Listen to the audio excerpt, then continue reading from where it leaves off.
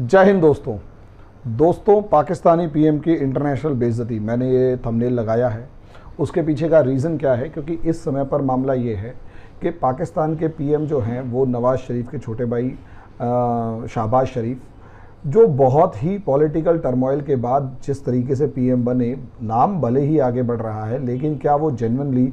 Pakistani PM बनने के candidate थे? तो उसके ऊपर एक डिबेट हो सकता है लंबा चौड़ा, लेकिन फिर भी वो पीएम हैं। लेकिन जिस तरीके से वो पीएम बने उसके बाद, और जितने टाइम के लिए पीएम बने हैं, क्योंकि इलेक्शन पॉसिबली अगले साल है, तो उसके बाद जो मतलब अभी जो पीएम बने और जिस क्रिटिकल सिचुएशन में वो पीएम हैं, इसके वजह से और जितना ज़्यादा नेगेटिव एक ओपिनियन डेवलप हो चुका है पाकिस्तान में, लगभग सभी इस्टेब्लिशमेंट्स के अगेंस्ट एक बड़ा सेक्शन जो है वो नाराज़ रहता ही रहता है, चाहे इस तरफ वाला चाहे उस तरफ वाला। ऐसे में अगर कोई पीएम इतने क्रिटिकल क्राइसिस के अंदर, अगर कोई पीएम प्रधानमंत्री किसी विदेश दौरे पे जाए और उस विदेश की धरती पर पीएम चोर है के नारे लगने शुरू हो जाएं, तो इसका मतलब समझ लीजिए मामला ख़राब है। इसका मतलब सीधा सीधा समझ लीजिए कि आने वाली सिचुएशंस जो हैं वो कहीं ना कहीं उस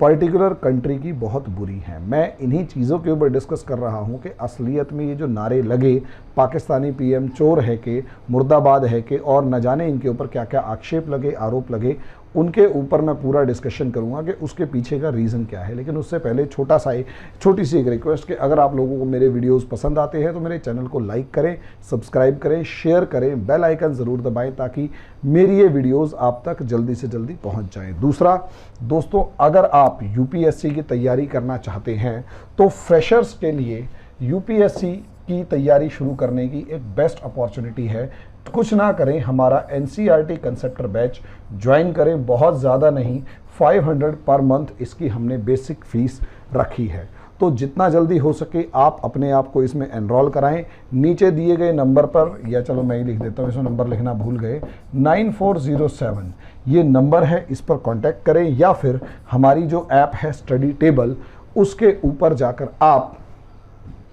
प्रॉपर इंफॉर्मेशन ले सकते हैं, रजिस्टर करवा सकते हैं। जल्दी जाएंगे तो काफ़ी सारे बेनिफिट्स दूसरे भी आपको वहां पर दिखाई देंगे। दूसरा दोस्तों, अगर आप सेंट्रल यूनिवर्सिटीज़ एंट्रेंस टेस्ट अगले साल, इस साल आप 12वीं क्लास में हैं, अगले साल देना चाहते हैं, तो आपके लिए बेस्ट अपॉर्चुनिटी है। हमारा टारगेट 2023 का CUET का बैच लॉन्च कर रहे हैं, जिसके अंदर पेपर 1, पेपर 2, पेपर 3 तीनों की तैयारी करवाई जाएगी। फर्दर इंफॉर्मेशन के लिए आप ये इस नंबर पर कांटेक्ट करें, या फिर स्टडी टेबल हमारी जो ऐप है उस पर जाकर अपनी पूरी मतलब उसके ऊपर फर्दर इंफॉर्मेशंस ले लें। अब आ जाते हैं दोस्तों टॉपिक के ऊपर। टॉपिक है शहबाज शरीफ के ऊपर कि भाई असलियत में मामला ऐसा क्या हुआ कि शहबाज शरीफ सऊदी अरेबिया गए और उनके ऊपर जो है वो इस तरीके के बयान आने शुरू हो गए। असलियत में मामला समझिए, शहबाज शरीफ जिस तरीके से प्रधानमंत्री बने हैं, इमरान खान को जिस तरीके से हटाया गया है, बीच में थप्पड़ कांड हुआ है, और थप्पड़ कांड की वजह से लोगों के अंदर अलग अलग तरीके से या तो अपोजिशन के अगेंस्ट, या फिर एक तरफ तो अपोजिशन के अगेंस्ट और अपोजिशन के साथ साथ अगर आप देखेंगे तो आर्मी के अगेंस्ट, आर्मी के बड़े संख्या में लोगों का आर्मी के अगेंस्ट भी गुस्सा है। अगर आर्मी के अगेंस्ट गुस्सा है तो इसका मतलब ये कि अपोजिशन और आर्मी एक जगह पर खड़े हैं और इमरान खान के अगेंस्ट खड़े होते हुए नजर आ रहे हैं। जो इमरान खान के सपोर्टर्स हैं वो इस टाइम पर नाराज़ हैं कि जिस तरीके से डेमोक्रेसी की हत्या की गई और थप्पड़ मारने के बाद इमरान खान को हटाया गया, उसका सीधा सीधा मतलब है कि सिचुएशंस जो हैं वो बुरी हैं और वो कहीं ना कहीं इस चीज़ को डाइजेस्ट करने के मूड में नहीं है। लेकिन सबसे बड़ी बात कि शहबाज शरीफ वहाँ गए क्यों? देखिए सीधी सी बात है, पाकिस्तान के अंदर इकोनॉमिक क्राइसिस चल रहा है और इस इकोनॉमिक क्राइसिस के लिए पाकिस्तान को किसी भी तरीके से सर्वाइव करने के लिए बिलियंस ऑफ डॉलर्स के लोन चाहिए। ऐसा ही एक लोन, या यूं कहें एड या हेल्प, 3.2 बिलियन डॉलर की हेल्प पाकिस्तान को इस टाइम पर चाहिए, और इसी हेल्प की उम्मीद में पाकिस्तान के जो प्रधानमंत्री हैं वो सऊदी अरेबिया गए। लेकिन जब वो सऊदी अरेबिया गए तो साफ सी बात है, अकेले तो गए नहीं, पूरे के पूरे डेलीगेशन को लेके गए। याद कीजिए 2019 के आसपास जब इमरान खान जो हैं वो सऊदी अरेबिया के मतलब इमरान खान के सऊदी अरेबिया से बहुत गहरे, तो मतलब बहुत बुरे तरीके से रिलेशंस जो थे वो ख़राब हो गए, बर्बाद हो गए। इमरान खान की बेइज्जती इस लेवल तक की गई थी कि सऊदी अरेबिया के जो प्रिंस हैं, प्रिंस सलमान, उन्होंने अपना प्राइवेट जेट इमरान खान को दिया कि आप अमेरिका चले जाइए। और अमेरिका के अंदर वो गए, वहाँ पर उनका स्वागत नहीं हुआ अमेरिका के अंदर इमरान खान का। और बुरी हालत तब हुई जब इमरान खान वहाँ जाकर टर्की के राष्ट्रपति एर्दोगान से मिलते हैं और प्रिंस सलमान ने गुस्से में आकर अपना जहाज़ वापस बुला लिया। नतीजा उसका ये हुआ कि यहाँ से पाकिस्तान और सऊदी अरेबिया के रिलेशंस ख़राब होने लगे। और उससे कुछ टाइम पहले यानी 2018 के आसपास जब पाकिस्तान के अंदर सऊदी अरेबिया ने $3 बिलियन का इन्वेस्टमेंट करने की, या मतलब एक ट्रेड डील का मतलब एक इन्वेस्टमेंट की वादा किया और $3 बिलियन का इन्वेस्टमेंट का वादा किया और $3 बिलियन का एक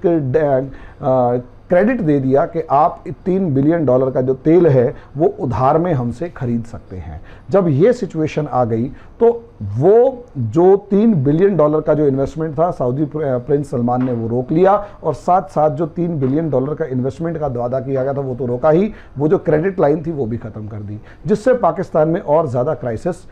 क्रिएट होना शुरू हो गया। अब आप सोच कर देखिए मामला यहाँ पर क्या होगा कि पाकिस्तान जो इकोनॉमिक क्राइसिस से गुजर रहा था उसको प्रिंस सलमान से या सऊदी अरेबिया से हेल्प मिलनी बंद हो गई, और जैसे ही हेल्प मिलनी बंद हो गई पाकिस्तान की हालात और ज़्यादा ख़राब होती चली गई। इमरान खान के और सऊदी अरेबिया के प्रिंस के रिलेशंस अच्छे नहीं थे, इमरान खान को गद्दी से बाहर कर दिया। अब नवाज शरीफ के छोटे भाई और शरीफ परिवार के, नवाज शरीफ के जो फैमिली है उसके सऊदी प्रिंस और यहाँ तक कि सऊदी अरेबिया से रिलेशंस अच्छे हैं, उसी रिलेशंस का फ़ायदा उठाने या उसी रिलेशंस के नाम पर सऊदी अरेबिया के अंदर पाकिस्तान के प्राइम मिनिस्टर की इस टाइम पर विजिट हुई। लेकिन यहाँ प्रॉब्लम को समझिए। प्रॉब्लम यह है कि जब सऊदी प्रिंस वहाँ पर गए और उनके खिलाफ चोर चोर के नारे लगे, तो नारे लगाने वालों ने उस समय पर यह नहीं सोचा होगा कि पाकिस्तान के प्रधानमंत्री की विदेश की भूमि पर जब वो ऑफिशियल विजिट पर आए हुए हैं, अगर आप ऐसी बेइज्जती करते हो तो वो पाकिस्तान के प्रधानमंत्री की बेइज्जती नहीं, वो पाकिस्तान की खुद की बेइज्जती है। और पाकिस्तान के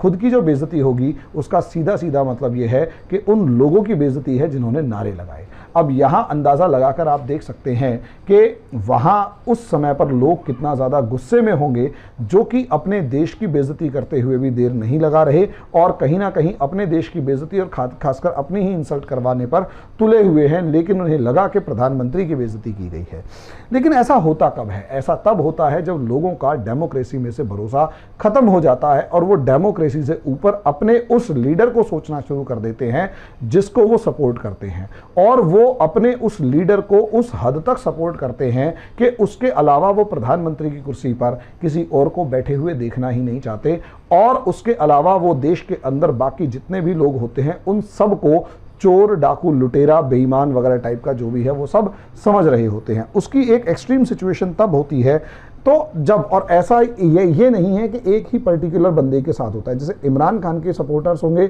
ऐसे ही कुछ सपोर्टर्स जो हैं शरीफ परिवार के होंगे और कुछ सपोर्टर्स जो हैं वो भुट्टो परिवार के होंगे। ऐसी सिचुएशन के अंदर भुट्टो के सपोर्ट और इन तीनों के मतलब पूरी की पूरी पाकिस्तानी पॉपुलेशन इन तीन परिवारों को के अंदर से किसी ना किसी को सपोर्ट कर रही होती है। ऐसी सिचुएशन में सोच कर देखिए दोस्तों, होता क्या है? होता यह है कि अगर इमरान खान गद्दी पर बैठा है तो बाकी दो के सपोर्टर्स इमरान खान को अपोज कर रहे होते हैं, और जब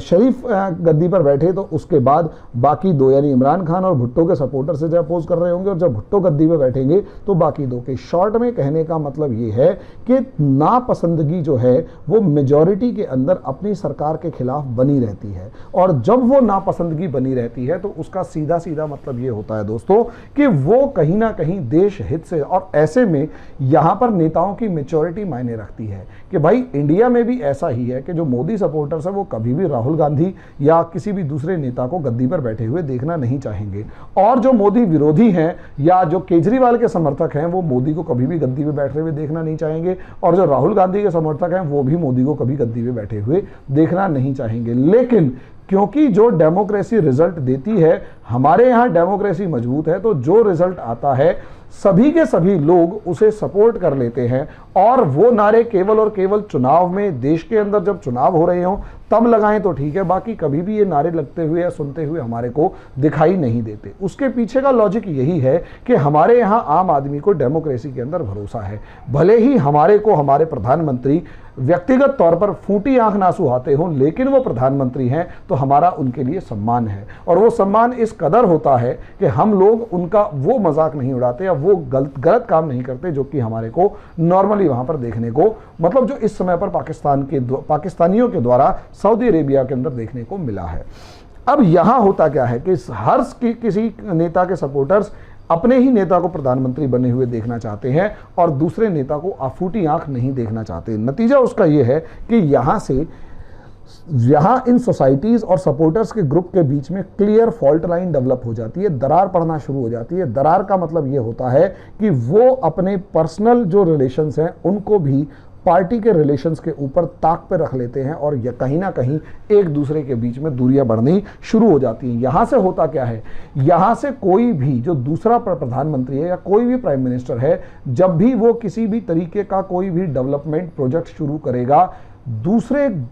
पार्टी के सपोर्टर्स को हमेशा वो सपोर्टर्स उसे हमेशा शक की नज़रों से देखेंगे और पॉसिबिलिटी पूरी है कि वो उस डेवलपमेंट प्रोजेक्ट, भले ही वो बहुत अच्छा प्रोजेक्ट क्यों ना हुआ, उस प्रोजेक्ट को अपोज करते हैं। नतीजा उसका ये होता है। अच्छा, इसके साथ साथ एक तरफ तो प्रोजेक्ट को भी अपोज करेंगे, दूसरी तरफ यहाँ जो एडमिनिस्ट्रेटिव सिस्टम है यानी गवर्नमेंट ऑफिशियल्स होते हैं उनके अंदर भी कहीं ना कहीं दरार आनी शुरू हो जाती है। यानी हर कोई गवर्नमेंट ऑफिशियल जो है वो किसी ना किसी पार्टी या किसी ना किसी लीडर को सपोर्ट कर रहा होता है। यानी जो फॉल्ट लाइंस अभी तक पब्लिक के अंदर होती हैं वो फॉल्ट लाइंस गवर्नमेंट के अंदर भी बननी शुरू हो जाती हैं, और जब गवर्नमेंट के साथ भी वो फॉल्ट लाइंस बनना शुरू हो जाएंगी, इसका मतलब ये हुआ कि एडमिनिस्ट्रेशन के अंदर भी एक ऑफिसर्स का बड़ा सेक्शन ऐसा है जो कि काम करने में राजी नहीं है। यानी उसका मतलब यह है कि गवर्नमेंट कोई भी पॉलिसी बनाएगी, वो जब एग्जीक्यूट करने आएगी तो गवर्नमेंट ऑफिसर्स जो कि उसके सपोर्टर्स नहीं हैं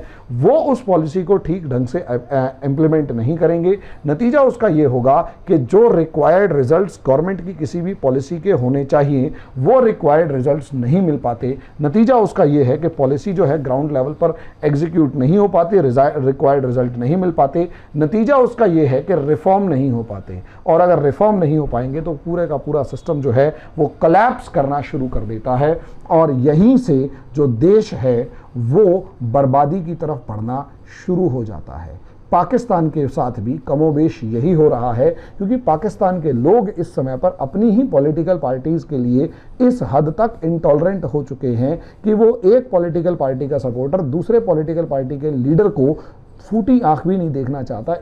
एक झलक भी नहीं देखना चाहता, और उसके दिल में एक डर बैठ चुका है कि उसके देश का जो भला है वो सिर्फ और सिर्फ उसी का नेता कर सकता है, दूसरे किसी नेता के अंदर देश का भला करने की हिम्मत नहीं है। नतीजा उसका ये होगा कि पूरा सिस्टम जो है वो कोलैप्स करना शुरू कर जाएगा, और ये